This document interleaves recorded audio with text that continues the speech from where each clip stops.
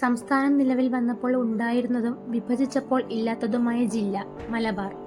1986 സംസ്ഥാനം നിലവിൽ വന്നപ്പോൾ ഏറ്റവും വലിയ ജില്ല മലബാർ.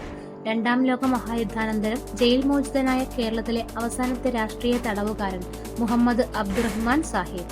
കൊല്ലംപുഴ, കല്ലായിപ്പുഴ, ബേക്കൽപ്പുഴ എന്നിവയെ ബന്ധിപ്പിക്കുന്നത് കനോലി കായൽ. ഗൾഫ് രാജ്യങ്ങളിൽ മലബാർ ഹുക്കകൾ എന്ന പേരിൽ പ്രസിദ്ധമായ ഹുക്കകൾക്ക് പേരുകേട്ട സ്ഥലം കൊയിലാണ്ടി. കേരളത്തിൽ വരുമാനത്തിൽ മുന്നിൽ നിൽക്കുന്ന മത്സ്യബന്ധന തുറമുഖങ്ങളിൽ ഒന്ന് പുതിയാപ്പ. ദേശാടന പക്ഷികൾ ധാരാളമായി വന്നെത്തുന്ന അഴിമുഖം കടലുണ്ടി. 1956 ലക്ഷദ്വീപ് കേന്ദ്രഭരണ പ്രദേശമായി പ്രഖ്യാപിച്ചപ്പോൾ ആസ്ഥാനമായിരുന്നത് കോഴിക്കോട്. ഉറുമി ജലവൈദ്യുതി പദ്ധതിക്ക് സഹായം നൽകിയ രാജ്യം ചൈന. തുഷാരഗിരി വെള്ളച്ചാട്ടം സ്ഥിതി ചെയ്യുന്ന നദി ചാലിപ്പുഴ.